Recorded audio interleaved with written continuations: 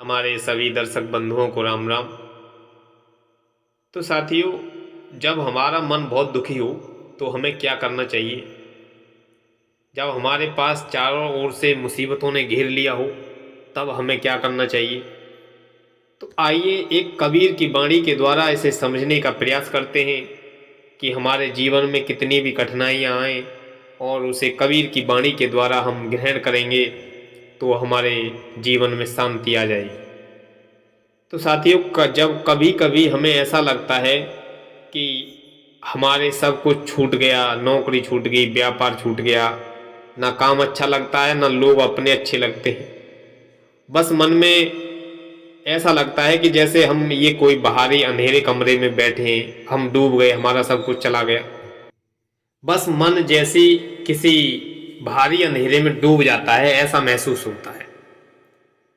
तो साथियों, ऐसे ही आज एक ज्ञानवर्धक कथा जिसका टाइटल है कि जब मन दुखी हो तो भीतर का दीप जलाना सीखो।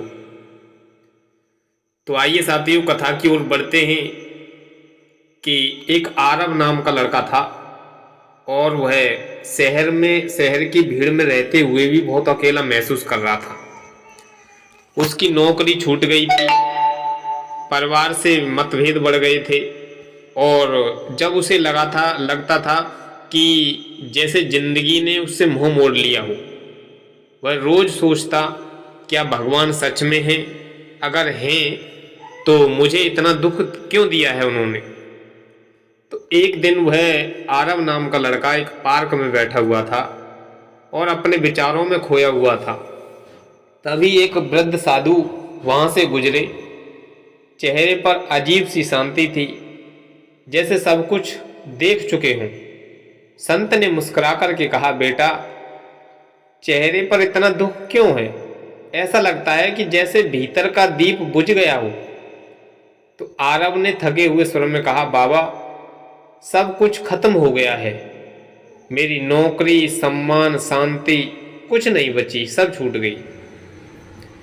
तो संत बोले, बेटा, अब वही समय है कि जब भीतर का दीप जलाने का अवसर आया है। जब बाहर के दीप बुझ जाते हैं तभी भीतर का प्रकाश जलने की शुरुआत होती है। तो आरव इतनी बातें सुनने के बाद हंस पड़ा। बाबा, यह बातें किताबों में अच्छी लगती हैं, हकीकत में नहीं लगती हैं।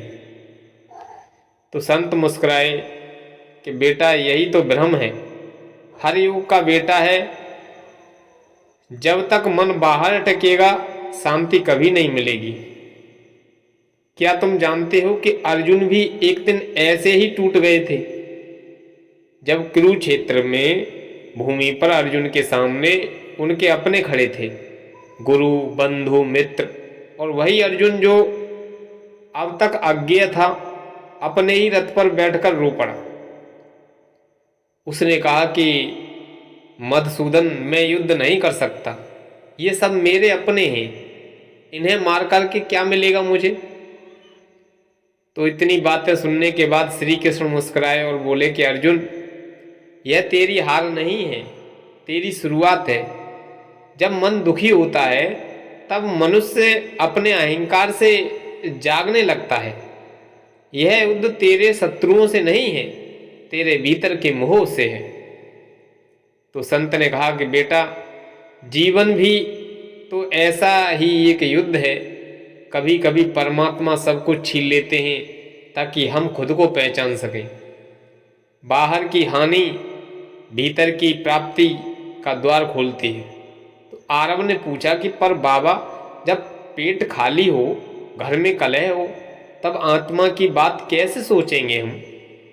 तो संत बोले कि यही असली साधना है बेटा। जब सब कुछ चला जाए और फिर भी अपने भीतर टिक जाए तो समझ लेना कि तू जीवित नहीं, जागृत है। संत ने फिर एक दिया निकाला और कहा कि लो बेटा, इसे जलाओ। आरव ने दिया लिया और उसे जलाया। तो संत बोले, अगर मैं इसे बाहर हवा में रख दूं तो क्या होगा? तो बोले कि भाई, बुझ जाएगा ये। और अगर मैं इसे किसी कमरे के भीतर रख दूं तो क्या होगा? तो कि ये नहीं बुझेगा। तो संत मुस्कुराए कि बस बेटा यही जीवन का रहस्य है।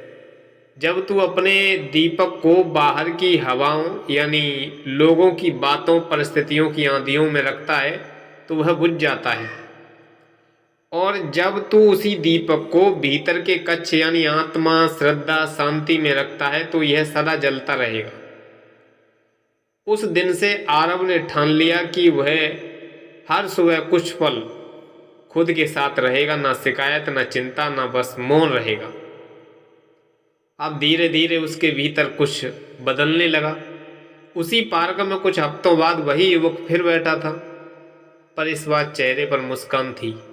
वही वृद्ध संत आए, आरव ने चरण छुए और कहा, बाबा अब दीप जल गया है और अब बुझता नहीं है। तो संत बोले, याद रखना बेटा, जीवन 3 उपहार देता है। पहला सुख ताकि हम कृतज्ञ बने, दूसरा दुख ताकि हम भीतर झांकें, और तीसरा है संघर्ष ताकि हम मजबूत बने। जो इन तीनों को स्वीकार करता है वह जीवन से ऊपर उठ जाता है। जब मन दुखी हो तो मत कहना कि भगवान ने हमारा साथ छोड़ दिया है, बल्कि समझना अब भगवान भीतर मिलने आ रहे हैं। भीतर का दीप ही सच्चा प्रकाश है, बाकी सब तो समय की छाया है। तो जब मन बहुत दुखी हो तब किसी से शिकायत मत करो, बस एक दीप जलाओ भीतर का।